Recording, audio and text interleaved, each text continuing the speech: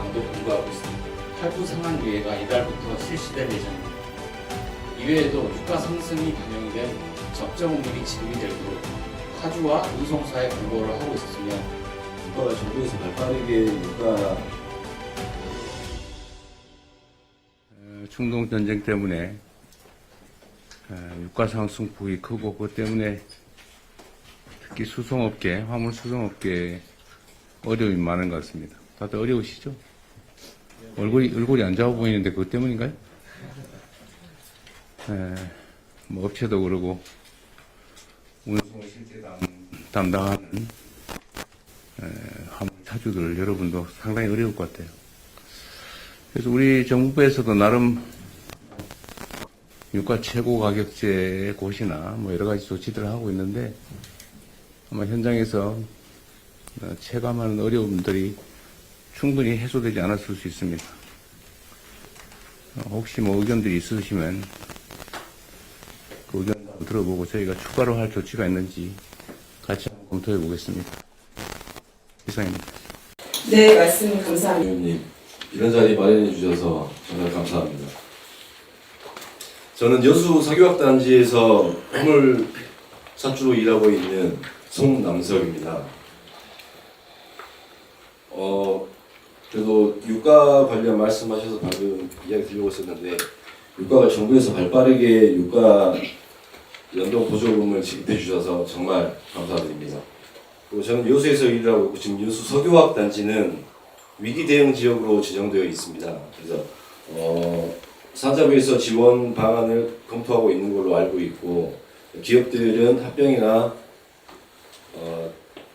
기업 개선 재편을 논의하면 지원금은 어느 정도 보존하는 걸로 알고 있습니다. 그러나 현장에서 일하고 있는 화물차주나 노동자들에 대해서는 지금까지 어떤 논의도 좀 이루어지지 않고 있는 것 같습니다.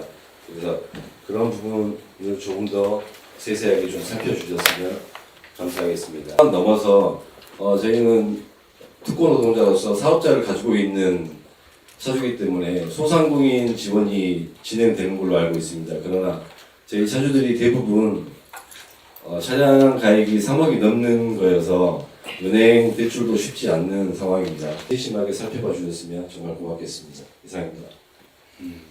그 안전운임제 대상은 실제 사용되는 유류를 보존해 주는 거예요? 예, 유가 변동에 따라서 좀 지금 3개월마다 분기마다 한 번씩 보조해 주고 있습니다. 지입차주예요? 집? 예, 집. 그냥 차주 옛날 사업자를 말하면 그냥 지입차주라고. 예, 맞습니다. 이게 앞서 말씀드린 분들하고는 특별히 조금 제 생각에는 결이 좀 다른 것 같아요. 저희가 유류비에 대한 유가가 올라가는 데 부담감은 크게 느껴지지는 않지만 저희는 이제 배송점을 가는 물류 창고에서 배송점의 거리가 먼 곳이 굉장히 많아요. 만약에 예를 들면 서초동을 배달 물건 내려오는 곳이 경기도 군포 대함리에 있고요.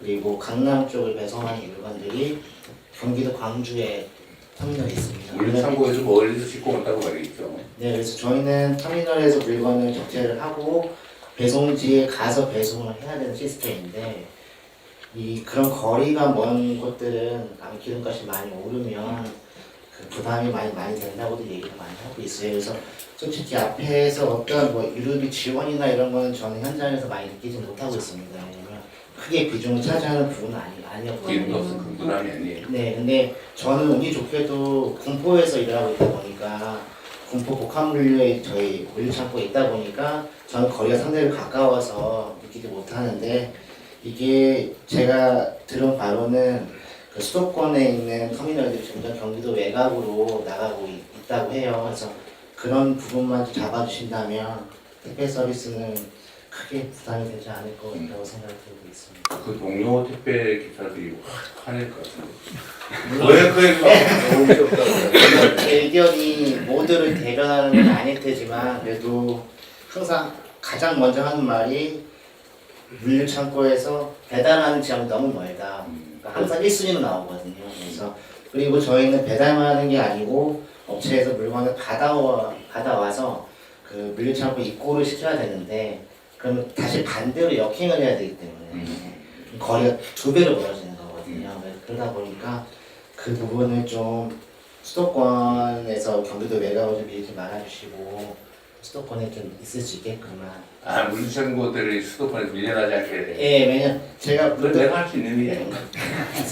일단은 가장 중요한 것은 제가 이제 3년 전에도 안전운임제를 겪어보았고 이번에 서로 안전운임제를 겪었지만 안전운임 제도라는 게 진짜 저희 같이 하루를 벗고 일을 하는 화물 차주들한테는 그래도 가장 큰 힘이 될 수 있는 원동력인 것 같습니다. 이 부분은 좀 대통령과 정부가 좀 논의해서 잘 좀 해주셨으면 좋겠고요. 전쟁이다 뭐다 해서 다들 힘든 시기를 보내고 있는 것 같습니다. 대통령님과 정부에서 많은 노력을 해주시고 있지만 그래도 하루라도 좀 빨리 이 상황 극복하고 전 국민들이 좀 이 어려운 현실을 다 같이 극복할 수 있도록 좀 했으면 좋겠습니다. 이상입니다. 지금 업계에서는 시멘트 컨테이너 이것도 뭐 주고도 안 된다 가지고 몇 년 동안 싸우고 난리였던 거잖아요. 네. 실질적으로 폐기도 잠깐 됐다가 다시 내가 이거 먹고 하려고 당대표 때 고생 많이 했습니다. 그렇게 생각하고 있습니다. 네. 그 안전운임제를 하고 등록제를 하는데 자유롭게 등록 못하고 등록을 제한을 한다면서요. 제한을 하니까 권리금이 생겼다는 거죠. 권리금이 수천만 원 생겼다고. 그러니까 이게 이제 안정적인 사업이 되니까 이제 이거라도 해보겠다. 오늘 세상 살림이 어려우니까 이거라도 해보겠다고 진입하는 사람들이 진입을 못해서 좀 이렇게 뭐라 그러는 사람도 있는가 봐요. 그런 것도 있어요. 약간 장벽성이 있기 때문에. 안전운임제 문제는 좀 다른 나라 아까 자료를 보니까 전 품목에 대해서 다 하는 나라도 꽤 있대요. 1톤 차량을 불렀다. 예. 1ton에 해당되는 운임을 주면 되는 거 아니야. 예, 예. 이거 이제 좀 어떻게 알았어요? 갑자기 이쪽이 또 설득이 되네. 이게 이제 국제 경쟁을 하는 경우라면 사실 문제가 되는데 국내 경쟁이잖아 사실은. 화주들 입장에서는. 그러면 이걸 막 경쟁을 시켜가지고 그저 정말로 참 먹고 살기 커득할 정도로 적게 주면 그만큼 이익은 나는데 그게 위험하거든요. 그래서 예를 들면 똑같은 조건으로 나도 톤당 얼마를 주고 다른 사람도 경쟁 어때서 똑같이 주고 만약 그런 조건이라면 그건 이제 비용의 가격에 반영하면 되잖아요. 원래. 그죠? 그죠 뭐 목숨 걸고 싸울 일이 아닌 것 같은데. 나중에 한번 따라가면 되겠네. 2014년에 화물 운송업을 시작했고 처음 5년은 운송사에서 배차를 받았고 지금은 어플을 통해서 콜을 잡아서 일을 하고 있습니다. 먼저 이번 유가 급등 상황에서 정부가 발빠르게 대응해 주시고 특히 저희들의 상황을 먼저 살펴주신 점에 대해서 진심으로 감사를 드립니다. 연초 대비 오른 유가로 인해서 한 달 기름값이 대략 한 100만 원 정도가량 늘어났습니다. 누군가에게는 작은 돈일지 모르겠지만 하루 15시간 내외로 일해서 3,400만 원 정도를 가져가는 우리들한테는 정말 생존을 위협하는 큰 금액입니다. 다행히 최근 정부가 유가연동 보조금을 확대해서 큰 도움이 되고 있습니다. 그러나 지원 상환이 묶여 있어서 유가가 2,000원을 넘는 순간부터는 오르는 비용만큼을 모두 우리가 떠나야 되는 구조라서 한편으로는 좀 염려스럽기도 합니다. 여기에다가 요소수처럼 유송에 필요한 비용도 함께 오를 뿐 아니라 현장에서는 벌써 일부 품귀 현상이 발생하는 지역도 있습니다. 최근 내수 경기도 좋지 않아서 물량도 줄어들고 수입이 많이 줄어들고 있는데 차량 할부금 유예나 고속도로 통행료 할인 등 요거는 얘기를 드리려고 했는데 대책을 세우셔서 아무튼 감사드립니다. 지금 저에게 필요한 것은 버티라는 말이 아니라 실제로 버틸 수 있는 조건입니다. 그래서 유가가 오르면 그 부담을 오롯이 화물 노동자만 감당하고 있는 현장의 절박한 현실을 꼭 헤아려 주시기를 간곡히 부탁드립니다. 끝으로 오늘 자리를 마련해 주신 대통령님과 그리고 저하고 또 고향도 같으시고 지역도 같으신 우리 국토부 장관님 자리 안 하셨지만 장관님하고 차관님을 비롯해서 네, 여러분들께 감사드립니다. 그리고 이건 쏘은 얘기는 아닌데요. 그 대통령님 그 후보 시절에 그 선거 유세다니실 때 그때 가까이서 많이 뵀었는데 그때보다 많이 표정이 아니 얼굴 안색이 많이 피곤해 보이십니다. 쉬시면서 일하셨어요. 네. 실제로 제가 평균 한 1,200만 원 정도 매출은 올리는데요. 그래서 뭐 유류대 비용, 근데 기름값 빼고 톨비 빼고 정비비 빼고 다 하면은 제가 한 400만 원 정도 차의 감가상각비는 안 빼요. 안뺀 거예요. 그럼 이게 3,400만 원의 수입이 아니죠. 그렇죠. 남들이 오해할 것 같아요. 네. 연동 보조라는 게 유류세에 대한 차액을 보조해주는 상황이 났어요. 그 1961원이 넘어가면은 이제 유류세는 다 지금 그리고 저희들이 그게 중동 사태가 발발이 되고 나서 지금 그 차관님이 계신 지금 차관님하고 지금 오늘 네 번째 얼굴 뵙는 것 같습니다. 그래서 계속 그렇게 오늘 발표하신 어떤 내용 가지고 계속 저희들이 대표로서 그 간담회를 하고 계속 그 회의를 해갔습니다. 예.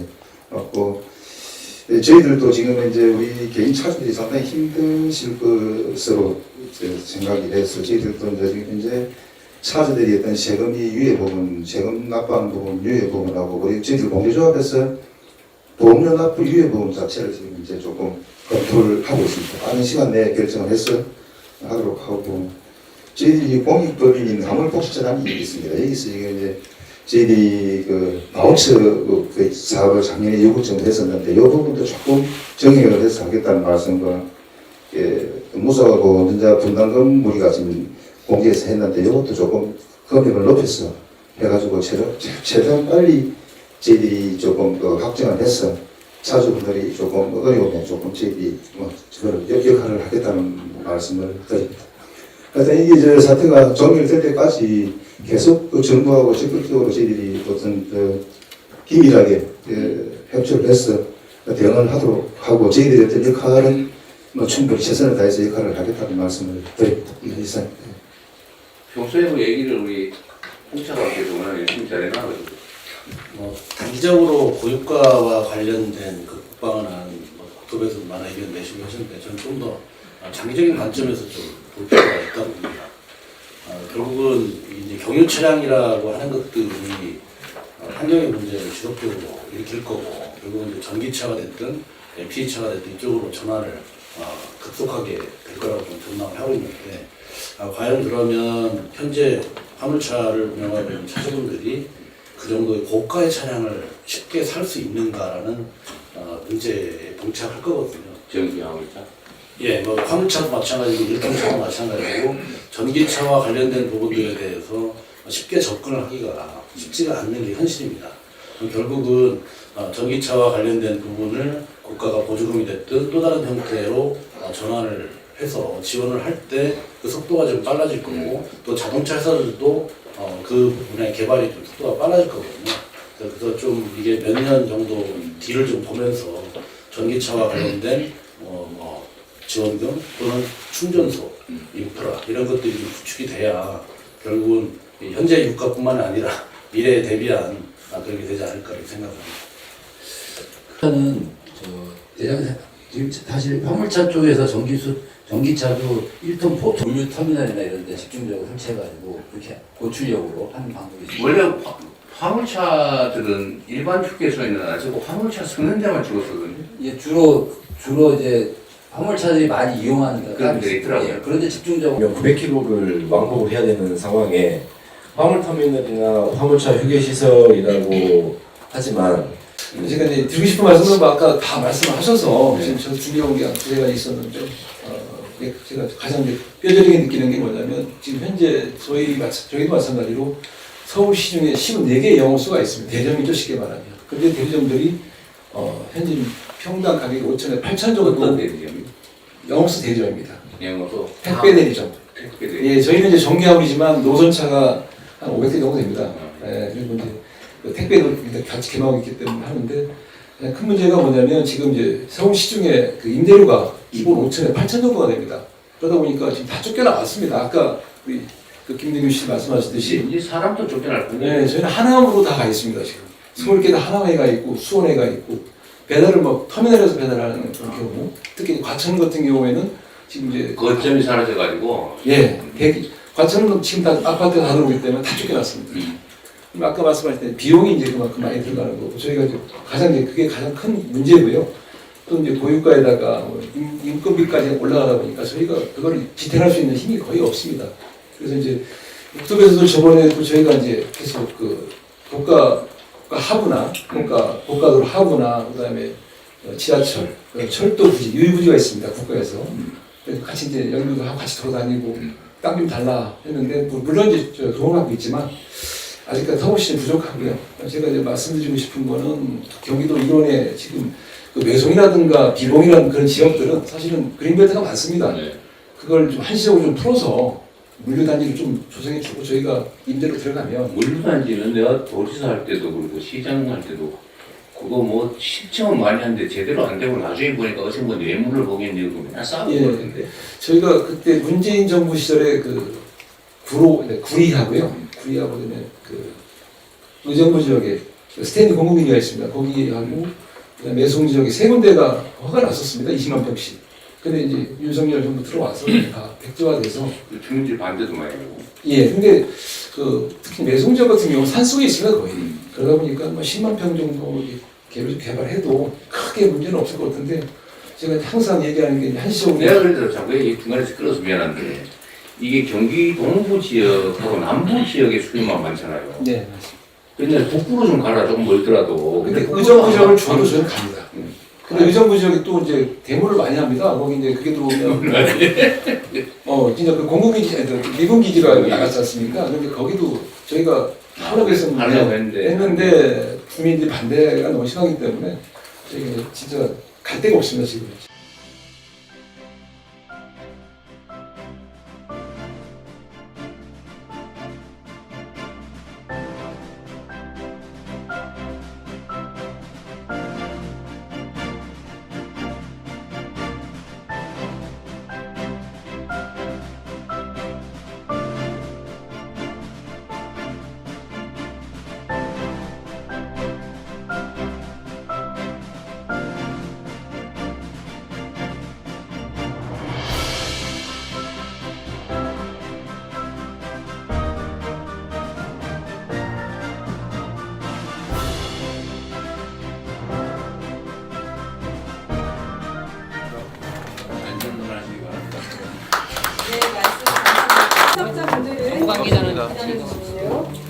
고맙습니다. 전주에서랑 정읍에서랑 많이 뵀습니다. 성우 만나뵙게 돼서 생각했어요. 감사합니다. 네. 택배 화이팅. 감사합니다.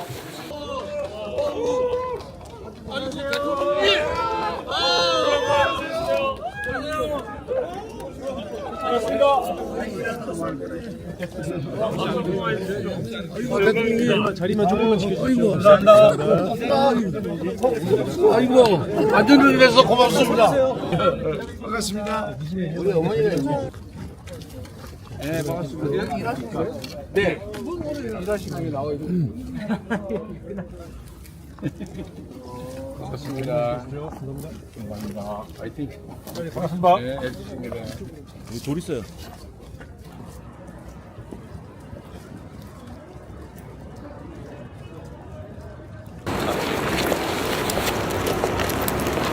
수고 많으세요. 내가 오늘 사장님 방이 잠깐 앉았다. 일왕아시티 업무 현황을 보고 드리겠습니다. 업무 현황 보고 드리기 전에 일왕아시티 인근의 산업단지 및 연계교통망 현황을 먼저 말씀드리겠습니다. 일왕아시티는 서울뿐만 아니라 인천의 남동공단, 시와 공단 등 수도권 4대 거점 산단 2만 개 입주 기업과 30분 이내로 연결되는 지점에 위치해 있습니다. 또한 영동고속도로, 과천 봉담간 고속도로 등과 즉시 연결되어 수도권의 화물을 전국으로 분산하는 요충지에 위치해 있습니다. 업무 현황 보고를 드리겠습니다. 일왕아시티는 97년 1월 전면 운영을 개시하였습니다. 총 부지 면적은 75만 제곱미터로 한국철도공사 부지를 점용 허가받아 사용하고 있습니다.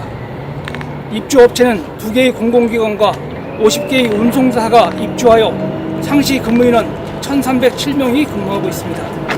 일왕아시티 주요 기능을 보고 드리겠습니다.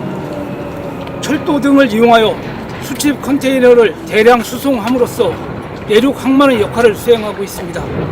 또한 수도권 수출 컨테이너 화물의 집중 보관 배송과 수출입 통관 업무를 일관 지원하는 역할을 의왕ICD가 담당하고 있습니다.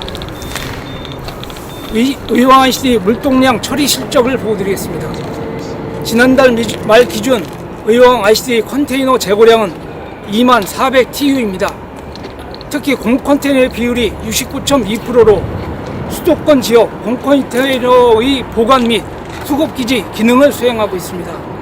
작년 기준 컨테이너 처리 물량은 63만 4천 TU입니다. 수입이 19.4%, 수출은 29.4%를 차지하고 있습니다. 도로 운송이 53.2%, 철도 운송이 46.8%입니다. 수입 통관 물품 중에 기계류가 가장 큰 비중을 차지하고 있고 곡물 효소와 종이류가 다음으로 비중이 높습니다. 유가 상승 전후의 물량 변화와 대응입니다. 지난 3월 일평균 처리 물량은 2월에 비해 4.9%가 감소했습니다. 저희는 주유소를 운영하고 있습니다. 정부의 유가 안정화 정책 발표 이전부터 가격 인상폭을 최소화하여 화물 트럭 기사분들이 유류값 부담을 완화하는 데 노력하였습니다. 또한 입주 운송사와 간담회를 정기적으로 개최하여 소통을 하고 있습니다.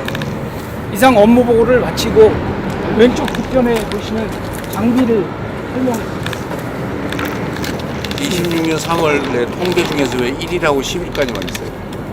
요때가 이제 정부에서 유가 안정화 정책이 나오기 전에 그때는 이제 일반 그때 비교로. 예, 그때 비교입니다.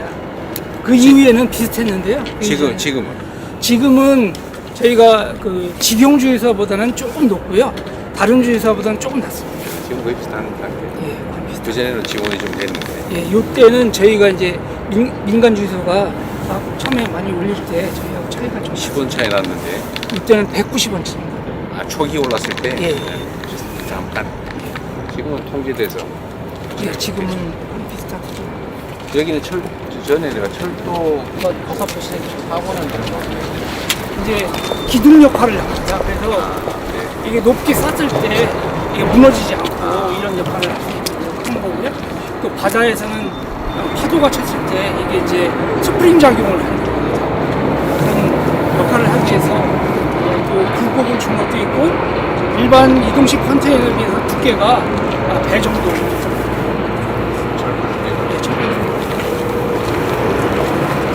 이 장비가 트랜스포 크레인이라고 합니다.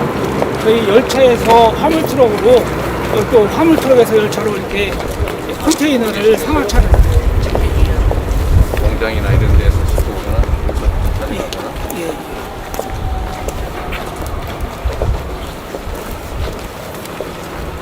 이 장비가 한 150톤 정도.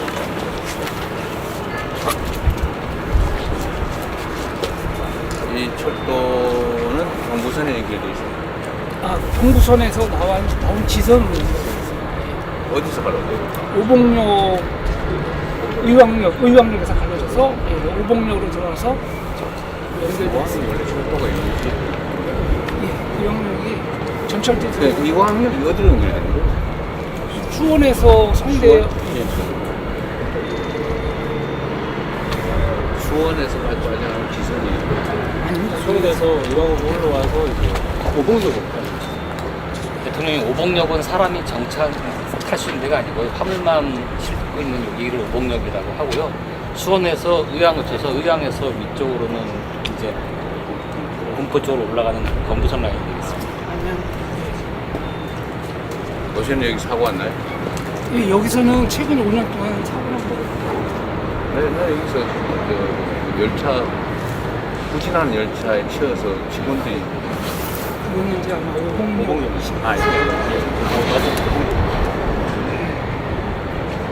네, 안전관리 잘하셨죠? 수고하셨어요.